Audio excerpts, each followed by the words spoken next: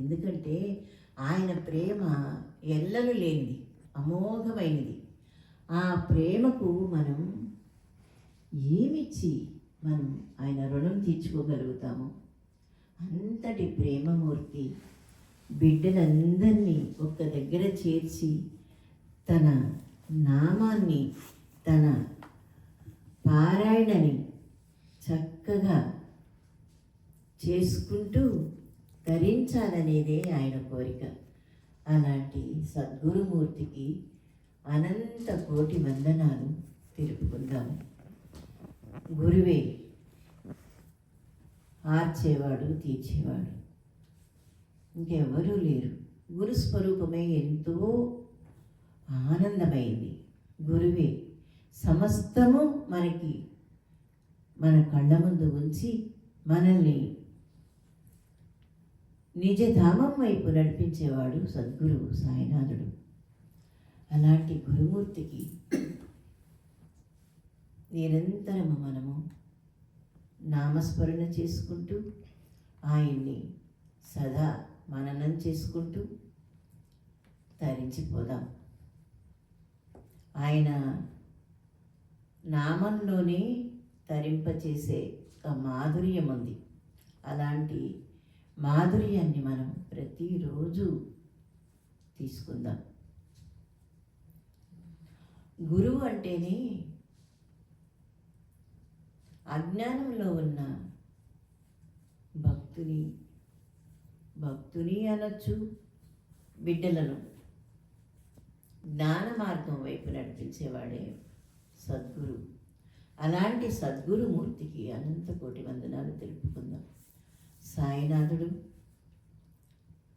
అలాంటి సద్గురువులలో అగ్రగణ్యుడిగా ఉన్నాడు. త్రిమూర్తుల స్వరూపమే గురుస్వరూపం. త్రిమూర్తులలో మనం త్రిమూర్తుల్ని ఎంతో ఆరాధిస్తాం. ఆరాధించిన తర్వాత త్రిమూర్తులు దానికి మన ఆరాధనకి సంప్రీతి చెందితే ఆయన ప్రత్యక్షమవుతాడు, మనం కోరిన వరాన్ని ఇస్తాడు. అంతే, అక్కడితో అయిపోతుంది. అదే మన గురుమూర్తిని మనం ఆరాధిస్తే ఆయన మన ఆరాధనకి సంప్రీతి చెందితే ఆయన అనుగ్రహాన్ని మనం పొందగలిగితే మనం కోరుకున్నదే కాదు, మనం ఎంతో ఇష్టంగా కోరుకుంటాము. కానీ అది మనకి మంచి చేస్తుందా చెడు చేస్తుందా మనకి తెలియదు. అంటే మన ఫ్యూచర్ మనకు తెలియదు కాబట్టి, అంటే పరమాత్మకు తెలుసు. కాబట్టి ఆయన ఏం చేస్తాడు, కోరుకున్న దాన్ని పక్కన పెట్టేసి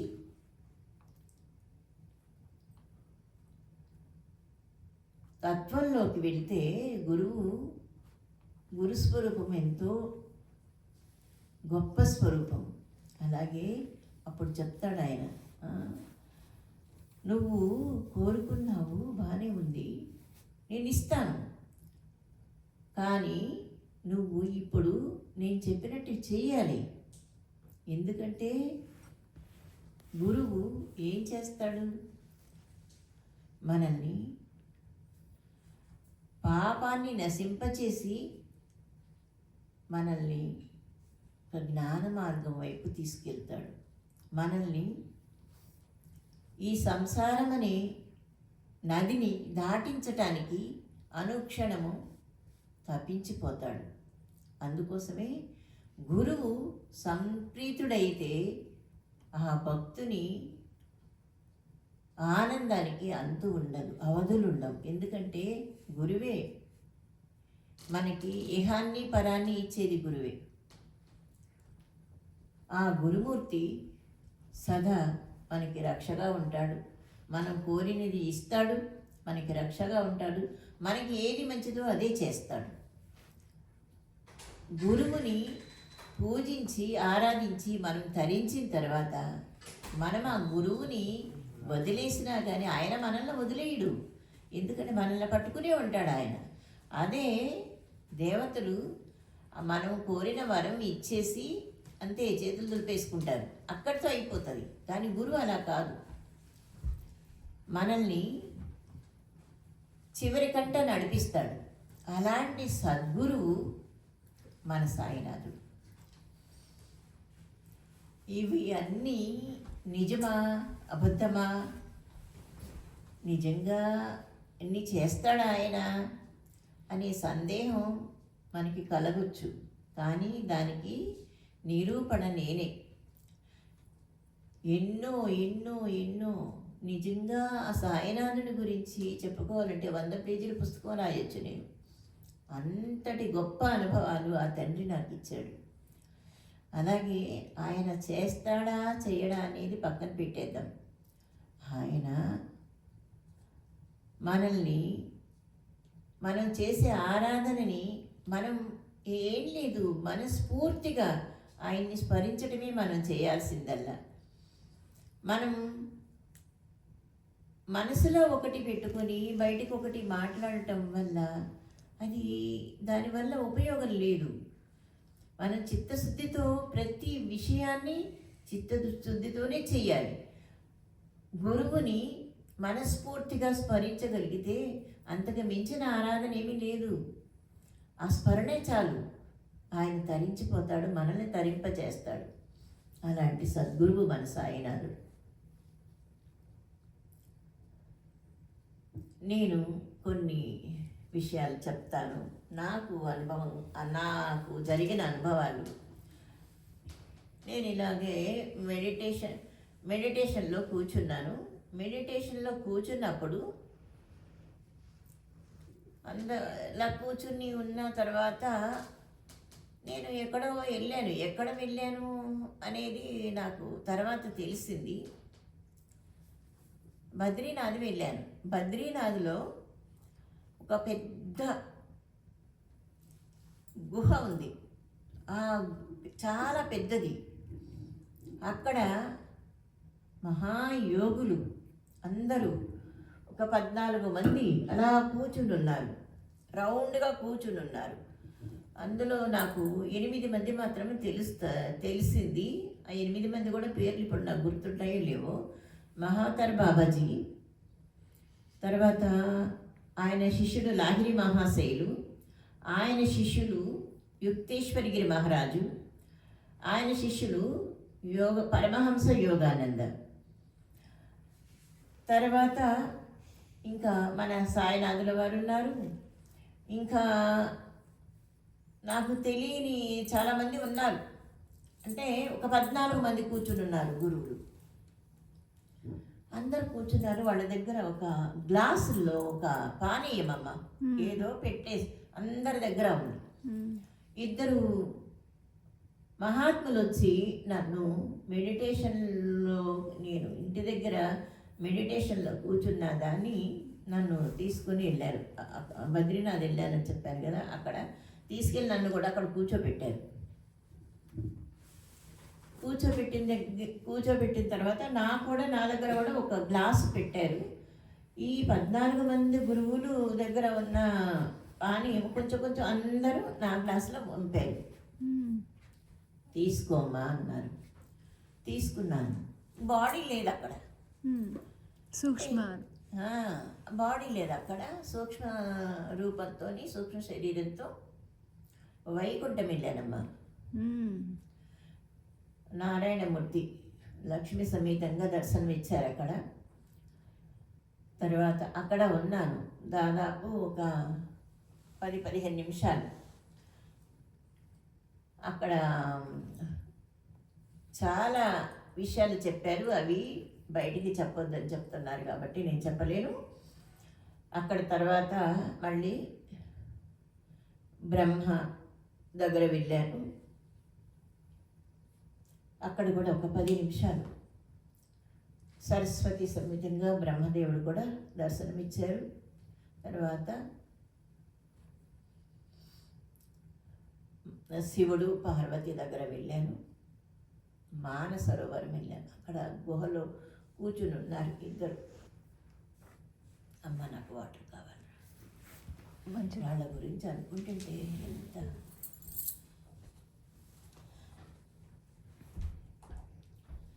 మైక్ పట్టుకో శ్రీనివాస్, గురువా మైక్ పట్టుకో, మైక్ పట్టుకో.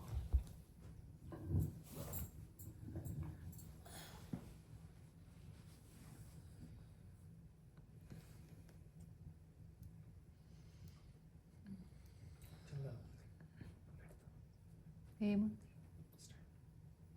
స్టాండ్ గురించి కాదు,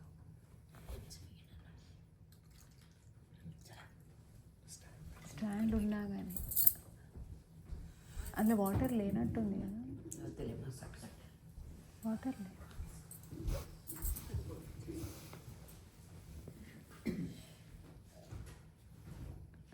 మానసరోవరంలోనమ్మ ఒక గుహ ఉంది. ఆ గుహలో ధ్యానముద్రలో ఉన్నారు శివుడు. తర్వాత పార్వతీమాత కూడా ధ్యానముద్రలోనే ఉంది. అక్కడికి నేను వెళ్ళాను. వెళ్ళిన తర్వాత 10 నిమిషాలు మాట్లాడారు. ఏం మాట్లాడాలనేది సీక్రెట్ అమ్మ. అవి నన్ను ఎందుకో చెప్పనివ్వటం లేదు బయటికి. తర్వాత అక్కడి నుంచి మళ్ళీ బద్రీనాథ్ వచ్చేసాను గుహ దగ్గరికి. మహాత్ములందరూ కూర్చుని ఉన్నారు. నేను అప్పుడు వారిని అడిగాను, నాకు ఎందుకు నా శరీరం ఎందుకు లేదు, నేను తీసుకున్న ద్రవం ఏమిటి స్వామి అని అడిగాను. అడిగితే అప్పుడు చెప్పారనమాట ఆయన, నువ్వు తీసుకున్నది అమృతం అమ్మ, అందుకోసమే నువ్వు సూక్ష్మరూపంలో వెళ్ళావు. ఎందుకంటే శరీరంతో వెళ్ళటానికి వీలు లేనిది అది కాబట్టి.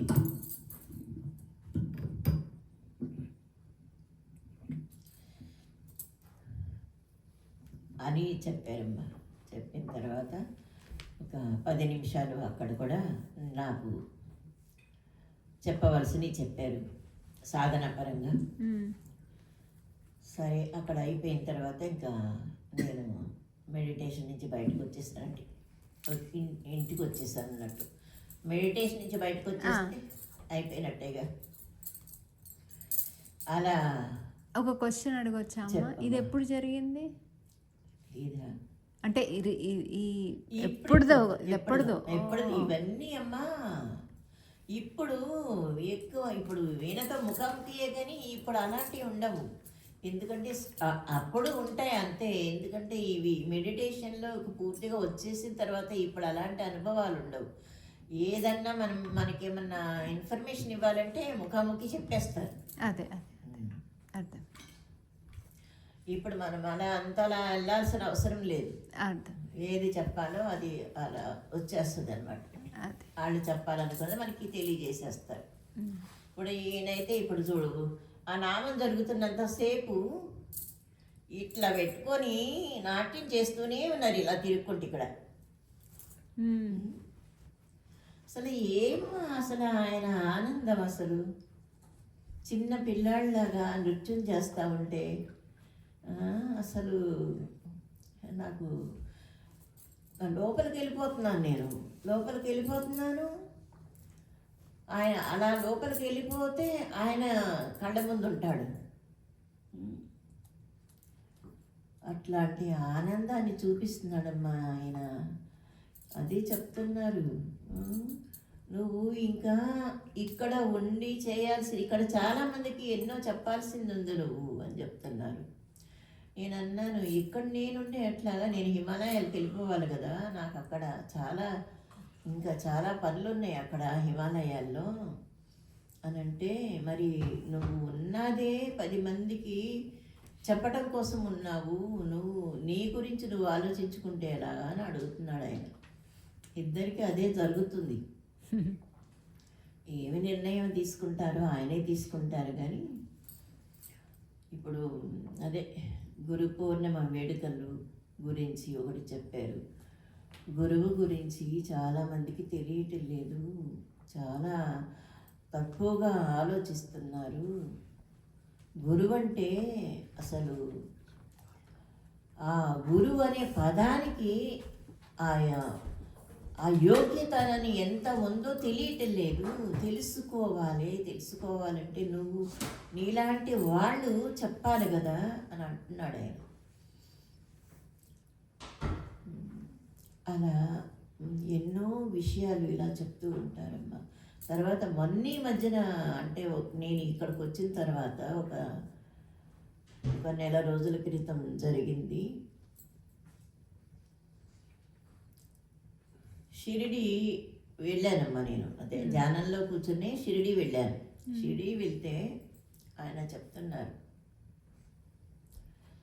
ఏం లేదు, నేను షిరిడీలోనే నేను రూమ్లో కూర్చుని ఉంటే సూక్ష్మ శరీరంతో తీసుకొచ్చేసారు మందిరానికి.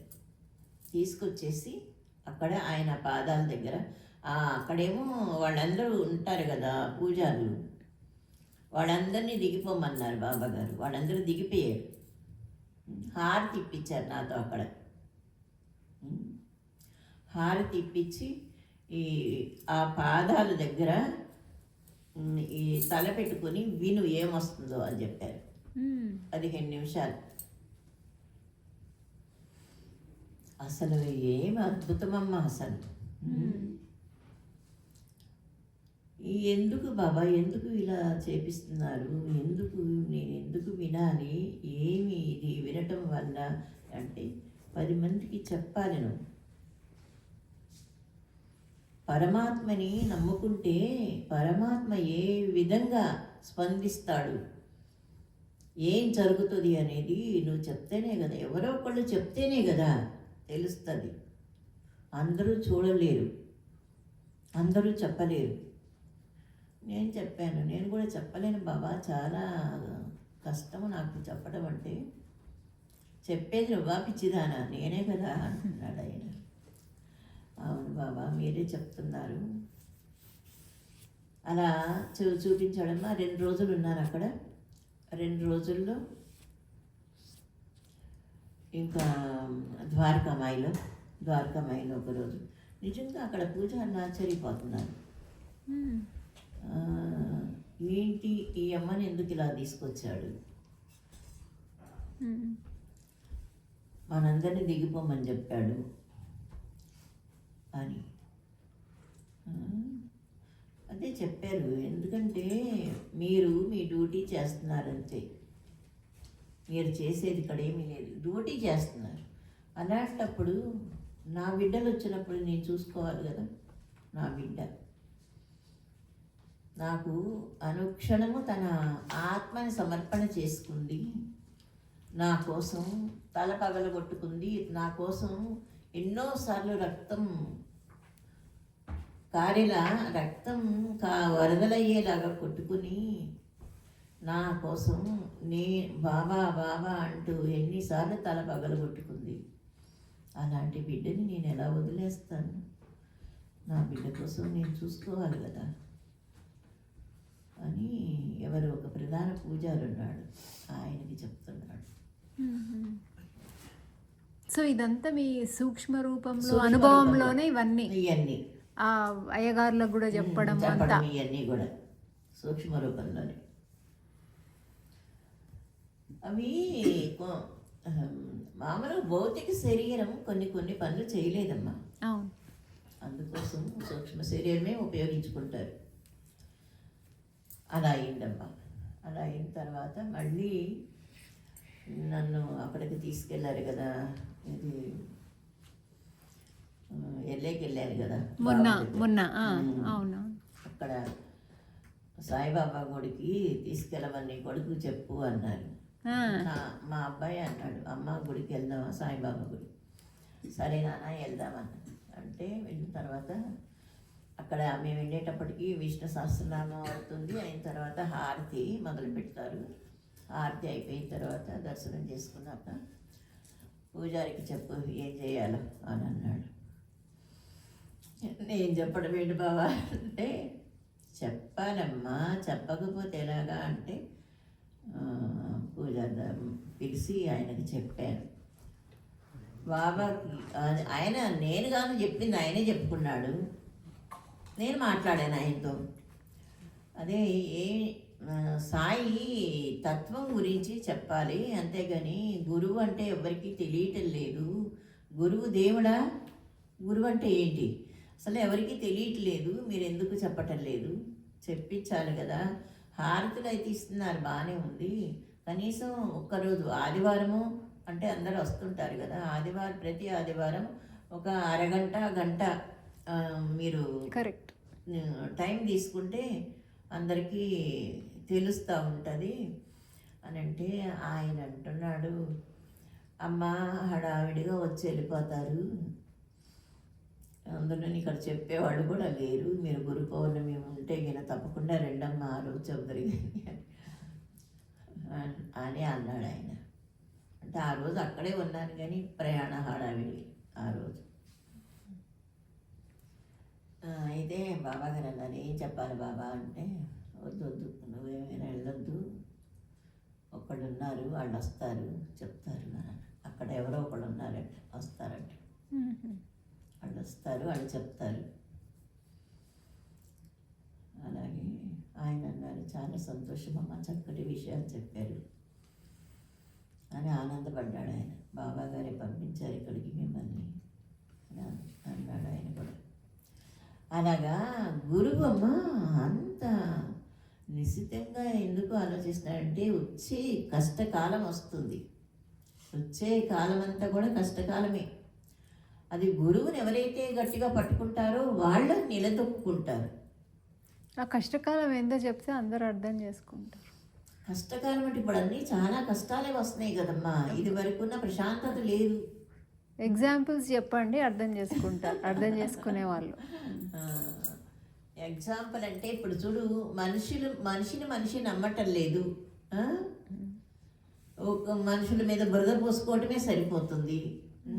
ఇదేని ఇప్పుడు దైవాన్ని కూడా నమ్మటానికి ఎవరు ఇష్టపడట్లే, ఎవరి స్వార్థం వాళ్ళు చూసుకుంటున్నారు. ఇంత స్వార్థపూరితమైన ప్రేమ అయిపోయింది. నువ్వు నాకేమిస్తావు, నువ్వు నాకేమిస్తావు, నువ్వు నాకేం తెస్తావు అన్నట్టే ఉంది తప్పే నువ్వు నాకేమిస్తావు అన్నట్టు లేదు. ఇప్పుడు పరమాత్మ, మా పిల్లలు కూడా అంటారు, అబ్బా బాబా అంటావు, ఏం చేస్తున్నాడమ్మా మనకి, ఏం చేస్తున్నాడు అని నేను అన్నా. నువ్వేం చేస్తున్నావు ఆయనవి? Correct point. నువ్వేం చేస్తున్నావు? కనీసం ఆయన నామాన్నే ఒక పావుగంట సేపు కూర్చుని అనలేవే. నువ్వు ఇంత నీకింతుంటే ఆయన ఎన్ని కోట్ల జనాన్ని ఆయన ఆధీనంలో ఉంచుకుని ఆయన చూసుకోవాలి. ఆయన ఎలా అంటావు నువ్వు అని. అట్లా ఉంది ప్రపంచం, అలా ఉంది. అలాంటి ప్రపంచంలో ఉన్నాము, చాలా జాగ్రత్తగా ఉండాలమ్మా. కలి ప్రవేశిస్తుంది, కలి మనుషుల్ని మాయలో పడేసేస్తుంది. ఆ మాయలోనే ఉన్నాం ఇప్పుడు మనం. ఆ మాయని విడిపించుకోవాలి, ఆ మాయలో నుంచి విడిపడాలి అంటే మనం గురువునే పట్టుకోవాలి. ఆ గురువే ఏదైనా చేయగలుగుతాడు. పట్టుకోవడం అంటే ఎలా అని అడుగుతారు. పట్టుకోవడం అంటే ఏంటమ్మా, ఆయన్ని వదలకూడదు. అమ్మా నేను చెప్పాను కదా, నేను ఒకటి కాదు మీకు ఎన్నో చెప్పాను. నేను నా గురించే కాదు, అందరి గురించి అడుగుతున్నాను. If you hold, because these are all like the difficult times, like where people are not trusting one another, right? There is no pure love. It's always like there is transactional. All relations are transactional. So during these times, holding to the it is in the maya of Kali. So holding to the feet of Guru will make you go through this and strongly, so that he will make sure he will protect you during these times. So that's what I'm going to say. Good. Thank you. So గురువుని పట్టుకోవడం ఎలా పట్టుకోవాలి అంటే, మనకి కష్టం వచ్చింది అనుకున్నామమ్మా, రాకూడదు. మనకి కష్టం లేని మనిషి లేడు. అవును, అందరికీ ఏదో ఒక కష్టం. మనం ఆ కష్టం పోవటానికి మనం నమ్ముకున్న గురువు. ఎందుకంటే సాయినాథుడు ఈజీగా ప్రసన్నం అవుతాడు. ఆయన పూజ చాలా సులువు. కరెక్ట్. అందుకోసం ఆయన్నే మనం మనకి మన మన సమర్థత. routineలోకి ఆయన వచ్చేస్తాడంతే, నేనున్నానని. నేమ్ చదువుతున్నాను, సాయి సాయి అంటాం. No, only I know only chanting his name, Sai, Sai, Sai. He's murmuring. Okay. Sai Sai అనుకుంటూ ఉంటారండి. అది చాలు, అదే పూజ.